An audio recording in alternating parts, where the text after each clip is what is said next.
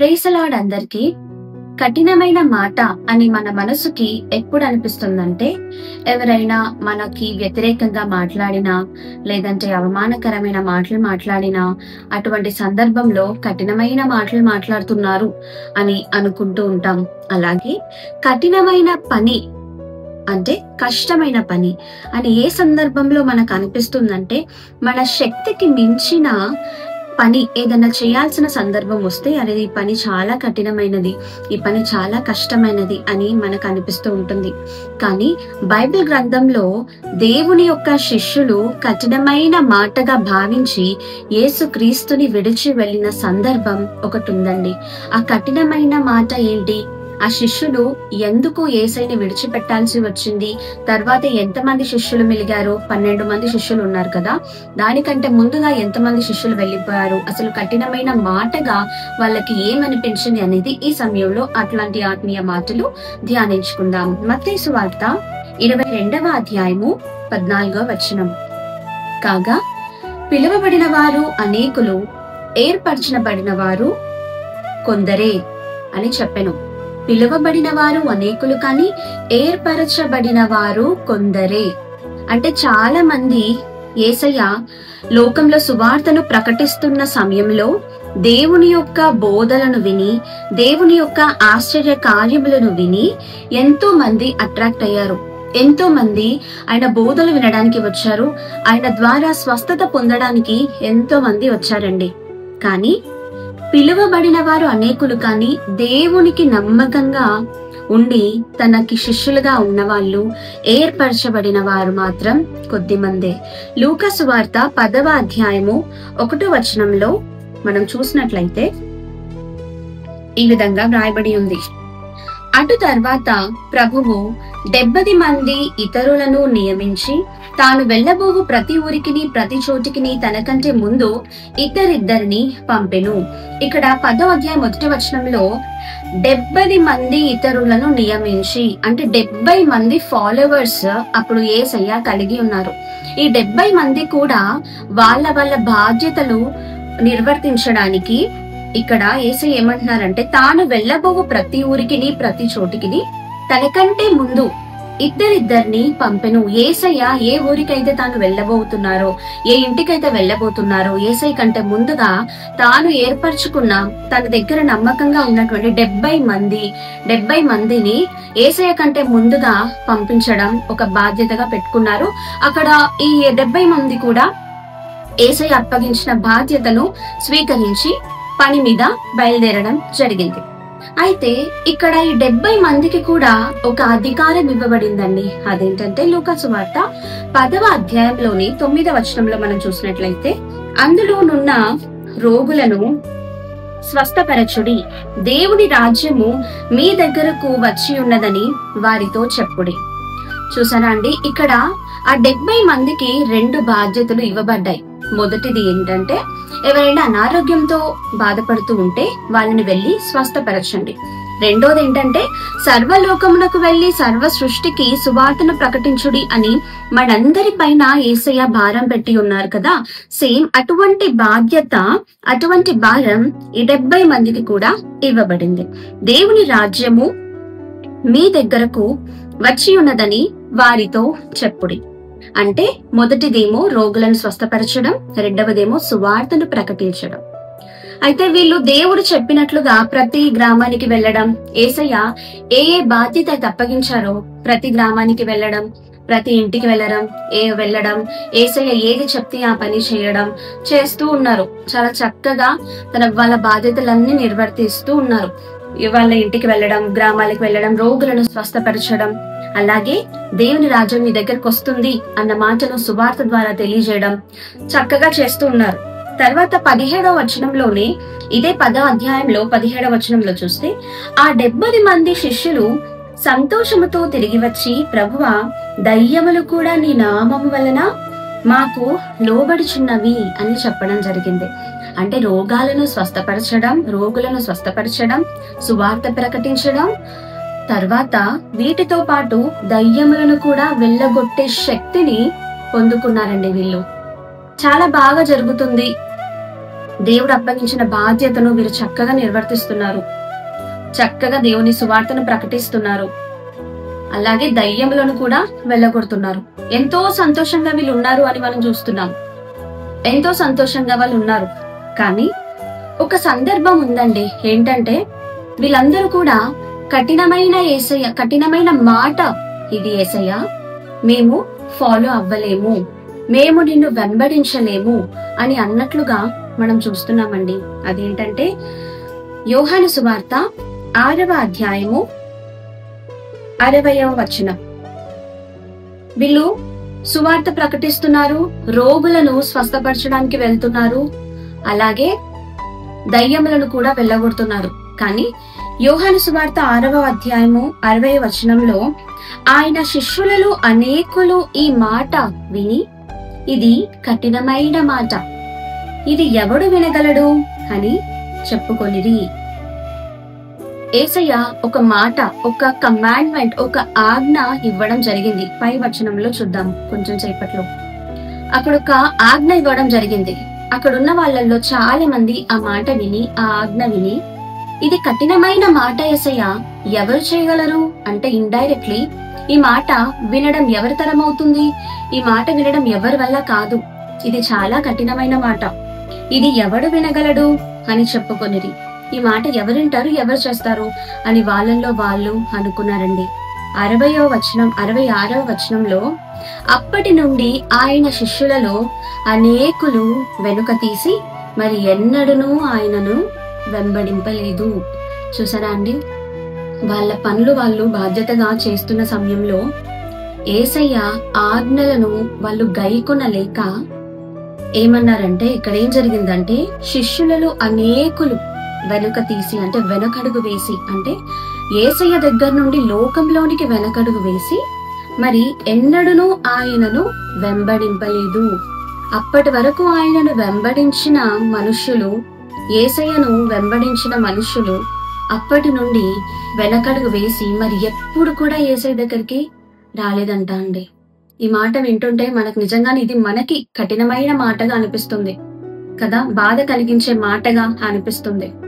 తర్వాత 67వ వచనంలో, కాబట్టి యేసు మీరు కూడా వెళ్లిపోవలనని ఉన్నారా అని 12 మందిని అడగగా, మిలిగింది ఎంతమంది అండి? 12 మంది మిలిగారు కదా.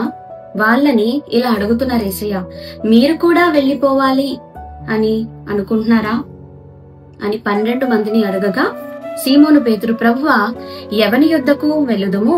నీవే నిత్య జీవపు మాటలు గలవాడవు, నీవే దేవుని పరిశుద్ధుడవని మేము విశ్వసించి ఎరిగి ఉన్నాము అని ఆయనతో చెప్పెను. వాళ్ళందరూ వెళ్ళిపోవడం చూసి యేసయ్యకి ఎంతో బాధ కలిగింది. బాధ కలిగినప్పుడు, మీరు కూడా వాళ్ళలాగే నన్ను విడిచిపెట్టి వెళ్ళిపోతారా అని అడిగారు. అడిగినప్పుడు 12 మంది శిష్యులలో సీమోను పేతురు రియాక్ట్ అయిపోయి, మేము ఇంకా ఎవరి దగ్గరికి వెళ్ళగలం ప్రవ్వా? మా తల్లివి నీవే, మా తండ్రివి నీవే, మా సమస్తము నీవే ఉన్నావని అన్ని విడిచిపెట్టేసి మేము నీ దగ్గరకు వచ్చాం కదా, ఇంకా మేము ఎక్కడికి వెళ్ళలేము అని జవాబిచ్చాడు. మన జీవితంలో కూడా యేసయ్యకి మించిన సహాయము మనకి ఎవరైనా ఉన్నారా అండి? యేసయ్యకి మించిన నమ్మకస్తుడు మన జీవితంలో ఎవరైనా ఉన్నారా? యేసయ్యకి మించి ప్రేమించే మనుషులు మన జీవితంలో ఎవరైనా ఉన్నారా? యేసయ్య మన కొరకు ప్రాణం పెట్టిన దేవుడు. ప్రాణాన్ని పెట్టే ప్రేమ ఇలాలో మనకి దొరుకుతుందా అండి? యేసయ్యని ఎవ్వరూ రీప్లేస్ చేయలేరు కదా. ఆయన కార్యాలు, ఆశ్చర్య కార్యాలు, అద్భుత కార్యాలు. అయితే కఠినమైన మాట ఏంటో చూద్దాం. ఏ మాటకి వాళ్ళు మాట కఠినమైన మాటగా భావించి యేసయ్య దగ్గర నుంచి వెళ్ళిపోయారు చూద్దామండి. యోహాను సువార్త 6వ అధ్యాయము 53వ వచనం. కావున యేసు ఇట్లా నేను, మీరు మనుష్య కుమారుని శరీరము తిని ఆయన రక్తము త్రాగితేనే కాని మీలో మీరు జీవము గలవారు కారు. 54. నా శరీరము తిని నా రక్తము త్రాగువాడే నిత్య జీవము గలవాడు, అంత్యదినమున నేను వారిని లేపుదును. 55వ వచనం. నా శరీరము నిజమైన ఆహారమును, నా రక్తము నిజమైన పానమునై ఉన్నది. 56 వర్స్. నా శరీరము తిని నా రక్తము త్రాగువాడు నా యందును, నేను వాని యందును నిలిచి ఉందును. జీవము గల తండ్రి నన్ను పంపెను. ఈ మాట వీళ్ళకి కఠినమైన మాటగా అనిపించింది. 60వ వచనంలో ఈ మాట విని ఇది కఠినమైన మాట. అంటే యేసయ్య ఇండైరెక్ట్ గా ఇక్కడ ఏం చెప్తున్నారంటే బల్ల గురించి చెప్తున్నారు. బల్ల అనేది మనము ఎవరు అర్హులండి? బల్ల తీసుకోవడానికి అర్హులైన వారు ఎవరు? మంత్లీ వన్స్ మనం బల్లారాధనలో పాలుపొంగులు పొందుతూ ఉంటాం కదా. బల్ల తీసుకోవడానికి అర్హులైన వారు ఎవరంటే నీటి బాప్తిజం తీసుకోవాలి. అంటే యేసయ్యను నిజ రక్షకునిగా అంగీకరించాలి. అవును, నా తండ్రి, నా యేసయ్య నా కోసము పరలోక రాజ్యాన్ని విడిచి నా కోసము భూలోకానికి వచ్చారు, మరణించారు, తిరిగి లేచారు. అలాగే నేను కూడా ఈ భూలోకంలో పాపపు జీవితాన్ని నీటిలో పాతిపెట్టి నూతన సృష్టిలాగా, యేసుక్రీస్తులో ఉన్న నూతన సృష్టిలాగా తిరిగి లేవాలి అని ఈ తీర్మానము ఎవరైతే తీసుకుంటారో, దేవుని సొంత రక్షకునిగా అంగీకరించిన వాళ్ళు, అలాగే దేవుని ప్రతి ఒక్క ఆజ్ఞలను లోబడి యేసయ్య ఎటువైపు నడిపిస్తే అటువైపు నడిచే వాళ్ళు, ఇటువంటి తీర్మానం తీసుకొని బల్ల బాప్టిజం పొందుకొని బల్ల ఆరాధనలో పాలుపొంపులు పొందుతారు. అయితే ఇక్కడ ఈ శిష్యులందరూ 70 మంది శిష్యులందరూ చక్కగా ఆశ్చర్య కార్యాలు చేయడానికి సిద్ధపడ్డారు. అలాగే దయ్యాలను వెళ్ళగొట్టడానికి సిద్ధపడ్డారు, సువార్తను ప్రకటించడానికి చెప్పడానికి కూడా సిద్ధపడ్డారు. కానీ యేసయ్య చెప్పే మాటలకి విధేయత చూపడానికి ఇష్టపడట్లేదు. అంటే కఠినమైన మాటలు మనం యేసయ్యని నమ్ముకుంటున్నప్పుడు లోకంలో ఉన్నటువంటి కొన్ని ఎంజాయ్మెంట్స్ ని మనము యాక్సెప్ట్ చేయకూడదు. లోకంలో ఉన్న వాళ్ళకి దేవుని బిడ్డలకి చాలా చాలా డిఫరెన్స్ ఉంటుంది కదండి. లోకంలో ఉన్నవారు కొన్ని పనులు చేస్తూ ఉంటారు, కానీ దేవుని బిడ్డలుగా మనము అన్ని పనులు చేయడానికి వీలు లేదు. పరిశుద్ధ గ్రంథము మనల్ని పరిశుద్ధంగా బ్రతకమని చెప్తుంది, పరిశుద్ధమైన కార్యాలని చేయాలి అని చెప్తుంది. లోకానికి సంబంధించిన వాటిలో వేటి దాంట్లో కూడా మనము ఇన్వాల్వ్ అవ్వకూడదు అని బైబిల్ చెప్తుంది. దాని ప్రకారంగానే జీవించండి అని ఆజ్ఞలు కూడా మనకి ఉన్నాయి. నిన్ను వలె నీ పొరుగు వారిని ప్రేమించండి, దేవుని తప్ప ఎవరికి నీ ఫస్ట్ ప్రిఫరెన్స్ ఇవ్వకూడదు అని ఇలాంటి కొన్ని మాటలు ఉన్నాయి కదండి. అలాగే వీళ్ళు ఆ మాటలన్నిటినీ కఠినమైన మాటలుగా, దేవుని ఆజ్ఞలను కఠినమైన మాట, నిన్ను సొంత రక్షకునిగా మేము అంగీకరించలేము యేసయ్య, నీ శరీరము తిని నీ రక్తంలో పాలుపొంపులు పొందాలి అంటే మేము పరిశుద్ధంగా జీవించాలి, అటువంటి జీవితము మేము జీవించలేము, ఇది చాలా కఠినమైన మాట, నీ బల్లలో మేము పాలుపొంపులు పొందలేము యేసయ్య, ఇది చాలా కఠినమైన మాట. సువార్త చెప్పడానికి బాప్టిజం ఏమైనా తీసుకోవాలని ఏమైనా రూల్ ఉందా అండి?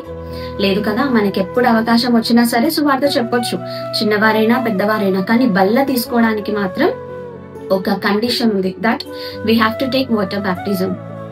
కానీ వీళ్ళు ఈ బల్ల తీసుకోవడానికి, వాటర్ బ్యాప్టిజం తీసుకోవడానికి మాత్రం సిద్ధంగా లేరు. సంపూర్ణంగా దేవునికి సమర్పించుకోవాలా, దేవుడు చెప్తున్నటువంటి ప్రతి ఆజ్ఞకు నేను లోబడాలా అని 70 మంది అనుకుని, ఈ మాట కఠినమైన మాట ప్రవ్వా, మేము ఈ మాటని అసలు ఎవరు వింటారు? మేం కాదు, వినేవాళ్ళు ఎవరైనా ఉన్నారా, చేసేవాళ్ళు ఎవరైనా ఉన్నారా అని మళ్ళీ తిరిగి యేసయ్యనే ప్రశ్నిస్తున్నారు. ప్రశ్నించిన తర్వాత వాళ్ళందరూ వెనకడుగు వేసి మరి ఎన్నడూనూ ఆయనను వెంబడింపలేదు. వెనకడుగు వేసి ఒక్కసారి కూడా వెనక్కి తిరిగి యేసయ్యని చూడలేదు అన్నట్లుగా ఈ కఠినమైన సిచ్యువేషన్ లాగా మనకు అనిపిస్తుంది. కానీ 12 మంది శిష్యులు మాత్రం యేసయ్యని విడిచిపెట్టలేదు. ఆ యూదా ఇస్కరియోతు ఉన్నాడు, కానీ ఆయనని పక్కన పెడితే మాత్రం ఈ శిష్యులు మాత్రం ఎప్పుడు కూడా యేసయ్యని విడిచిపెట్టినట్లుగా మనము ఎప్పుడు కూడా యేసయ్యని విడిచిపెట్టలేదు. సీమోను పేతురు అయితే, నువ్వు కాకుండా మాకింకా ఎవరున్నారు తండ్రి, నీవే నిత్య జీవపు మాటలు గలవాడవు, నీవే దేవుని పరిశుద్ధుడవని మేము విశ్వసించి ఎరిగి ఉన్నాము. మనం అందరము కూడా దేవుని యందు సంపూర్ణ విశ్వాసము కలిగి ఉన్నాం కదండి. దేవా, నువ్వే నిజమైన దేవుడవు, నువ్వే నీతిమంతుడవు, నువ్వే సత్యవంతుడవు అని ఎరిగి మన జీవితాలను ఆయనకు సమర్పించుకొని ఆయన బిడ్డలుగా ఈ లోకంలో మనం కొనసాగుతున్నాం. ఆయనకు మించిన దేవుడిని మనం ఎక్కడైనా చూసామా? ఆయనకు మించిన సహాయకర్తను ఎక్కడైనా చూసామా? తల్లి కన్నా తండ్రి కన్నా మనల్ని ఆదరించేవాడు, పోషించే దేవుడు, మనకి సహాయం చేసేవాడు, మనకి అవసరాలన్నీ తీర్చేవాడు, మన కన్నీరు తుడిచేవాడు, ఇన్ని మంచి క్వాలిటీస్ మన దేవుళ్ళలో ఉన్నాయి. ఆయనని మనము దేవుడిగా కలిగి ఉన్నాం కాబట్టి ఆయనకి మించిన వారు ఈ లోకంలో మనకి ఎక్కడా కనబడరండి. కాబట్టి యేసయ్య మనకి ఏ ఆజ్ఞలైతే ఇచ్చారో, ఏ కమాండ్మెంట్స్ అయితే మనల్ని ఫాలో అవ్వండి, నా చిత్త ప్రకారము మీరు జీవించండి అని ఏ మాటలైతే చెప్తున్నారో ఆ మాటలను మనము కఠినమైన మాటలాగా భావించకుండా, దేవా నీ మాటలన్నిటినీ, నీ ఆజ్ఞలన్నిటినీ నేను ఫాలో అయ్యేందుకు నాకు సహాయం చేయండి ప్రవ్వా అంటూ ప్రార్థనలోను విజ్ఞాపనలోను వేడుకుంటూ మన జీవితాన్ని ఇష్టమైన మాటగా దేవుడి మాటలను ఇష్టమైన మాటలుగా స్వీకరించి యేసయ్యకు ఇష్టమైన బిడ్డలుగా మనము జీవిస్తూ ఈ లోకయాత్రలో కొనసాగుదాం. Praise the lord.